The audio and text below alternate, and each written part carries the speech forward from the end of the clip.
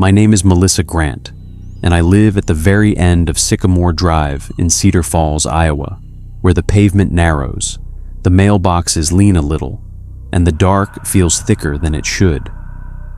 I got home late from work, arms aching, brain numb, already planning to heat leftovers and fall asleep on the couch. The neighborhood looked normal in that eerie, too quiet way it sometimes does after midnight. No TVs glowing, no cars passing, just the buzz of the street lamp and the rattle of dry leaves skating across the road. I opened my mailbox expecting bills and grocery coupons, but something glossy was sitting on top, face down, like it had been placed there carefully for me to notice.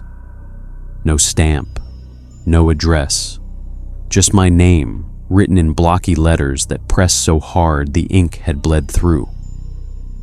I remember glancing up and down the street, half expecting someone to step out from behind a tree and yell, "Got you!" No one did.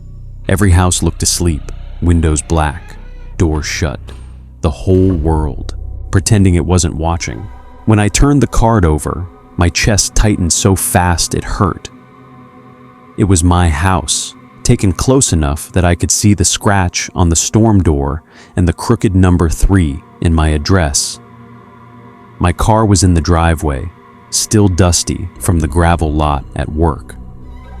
The porch light was on, and through the front window I could see the faint shape of my living room lamp. The picture had been taken recently, maybe minutes ago, but the angle made no sense. It wasn't from the sidewalk or the street. It was higher, looking down, as if the photographer had been floating above the lawn or standing on something that didn't exist. My scalp prickled, that awful crawling feeling like bugs moving through my hair. I flipped the postcard with fingers that didn't feel like mine anymore. 4 words were written in thick black marker, slow and careful, almost affectionate. "Nice place you have." I looked at the house again, and for the first time since I bought it, it didn't feel like mine. It felt like something I had walked into by mistake, something that had already been occupied long before I ever found the keys. I didn't want to touch the mailbox when I got home the next night. My whole body felt warned, like an animal smelling smoke before it sees fire. The porch light painted the driveway in a dull yellow wash, and every shadow seemed deeper than it had any right to be. For a minute, I just sat in my car with the engine running, staring at the front of the house, trying to convince myself that fear couldn't actually change anything physical about a place. The windows were the same, the siding was the same, but the longer I looked, the more it felt staged, like a photograph pretending to be real. Finally, I forced myself out, shoes crunching on the gravel, breath loud in my ears. The mailbox creaked when I opened it, and I swear that sound shot straight through my spine.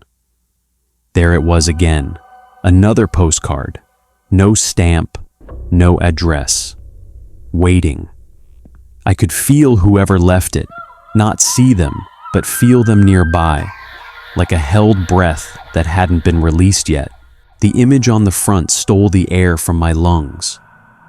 It was my living room window, framed tight, close enough that the glass reflected the person taking it, but the glare from inside blurred their face into a pale smear.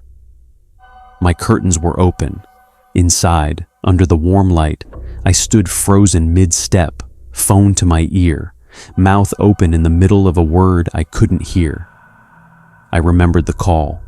I remembered laughing at something my mom said, and behind me, barely noticeable unless you looked too long, there was a shape where the hallway met the dark.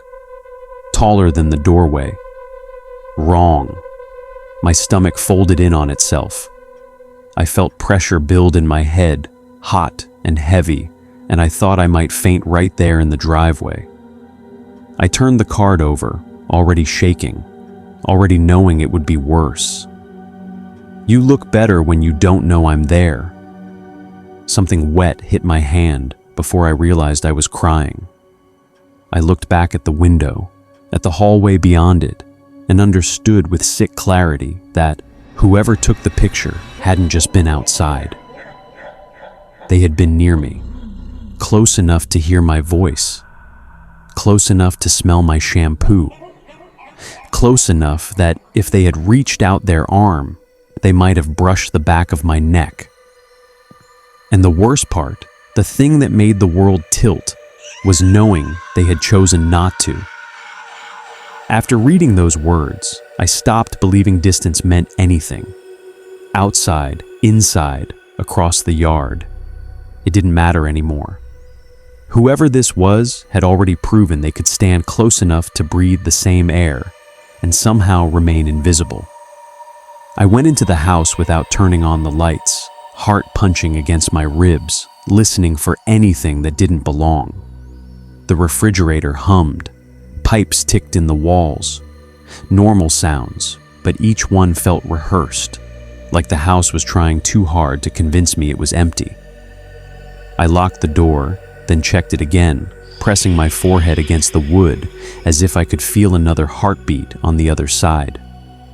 I kept picturing that blurred reflection in the glass from the photo, wondering if the camera had hidden a smile, or teeth, or eyes fixed lovingly on the back of my head. I told myself I needed proof that I was alone, something solid, something I could point to later and say, see, I imagined it. So I grabbed my phone, opened the video app, and began walking through every room, narrating under my breath like I was filming evidence for a trial I knew was coming. The kitchen was clear, the bathroom too. When I reached the hallway, the air changed. Warmer, thicker, carrying a faint odor that made my stomach twist. Not garbage, not mold. Something animal, coppery, like pennies sucked too long between your teeth. My skin tightened. I whispered hello, hating how small I sounded, and the word seemed to disappear before it traveled more than a few feet. Halfway down the hall, I noticed my bedroom door wasn't open the way I'd left it. It rested almost shut, the narrow gap between the frame and the wall showing only a blade of darkness. I was sure I'd left it wide when I rushed out that morning. I was obsessive about things like that. I stepped closer, every muscle in my body begging me to stop, and that's when I heard it. A soft movement from inside. Not footsteps, not shifting furniture. Breathing. Slow, steady, patient breathing, like someone pretending to be asleep while listening for the moment you finally get brave enough to come nearer. My phone trembled in my hand. I thought about running, about the car, about never coming back. But the need to know outweighed the need to survive. I reached for the knob, already understanding that whatever waited on the other side had been expecting me for a very long time. The metal of the knob felt warm, and that scared me more than anything I'd seen so far. Warm meant recent. Warm meant touch. The breathing on the other side stopped the second my fingers closed around it, like whoever stood in my room had been waiting for that exact contact, rehearsing the silence the way an actor waits for a cue. I realized I was crying without making any noise, tears sliding over my lips, salty and cold. Part of me begged to run, but another part, the stupid, stubborn part, needed the nightmare to have a face. I turned the handle. The latch clicked loud in the quiet hallway, a gunshot of a sound, and I pushed the door inward inch by inch. At first I saw only pieces. The edge of the dresser, my unmade bed, the lamp, everything where it belonged. Too normal. That made it worse. I took one step inside, phone raised, whispering, "Please don't be there. Please don't be there." And then the smell hit full force. Rotting sweat, old blood, human breath trapped in a closed place for too long. My eyes watered. Something shifted behind me. I spun, expecting him at my back, but the hallway was empty. When I turned forward again, I finally understood. The closet door, which I always kept shut, stood open by a few inches, just enough for darkness to pool out like liquid. I don't know how I hadn't noticed it before. Maybe I had, and my brain refused to process it. My light slid across the gap, and I saw fabric moving softly, disturbed by someone trying not to disturb it. A shoe nudged against another. Then I saw the eye, wide, glassy, reflecting my phone like a tiny moon. It blinked once, slow, almost shy. I stumbled backward, but before I could scream, something burst from the closet with the speed of a dog breaking a leash. A man unfolded himself from the clothes, skin gray with grime, beard wet around the mouth, ribs pressing against stretched fabric that might once have been a shirt. He smelled like the crawl space under a slaughterhouse. He didn't grab me. He didn't have to. He just stood there between me and the door, smiling with cracked lips, holding a camera that was already pointed at my face. The flash exploded white and spots filled my vision. When they cleared, he whispered, almost hurt, almost gentle, "I thought you'd never open it." My legs finally remembered how to move, and I ran. I don't remember how I got outside. 1 second, the hallway was collapsing around me. The next, I was tearing across the yard, lungs shredding, gravel biting into my bare feet. I heard the door behind me bang against the wall, but I didn't look back. I knew if I did, if I saw him coming, my body would lock up, and that would be it. I ran to the nearest porch with lights on and hammered the door until my hands went numb. A man I barely knew opened it, took one look at my face, and pulled me inside without a question. I kept trying to talk, but the words tangled together. Closet, camera, living in there. He sat me at the kitchen table while someone else called the police. Through the window, I could see my house, calm and dark, giving away nothing. No movement, no figure chasing after me. Just the quiet place I'd trusted, sitting there like it had no idea what it had done. When the sirens finally arrived, red and blue washing over the street, relief hit me so hard I almost blacked out. They found him exactly where I knew he'd be, not hiding, waiting, standing in the middle of my living room like a host expecting guests. I watched from across the street as officers dragged him out, his heels leaving dark streaks on the floor.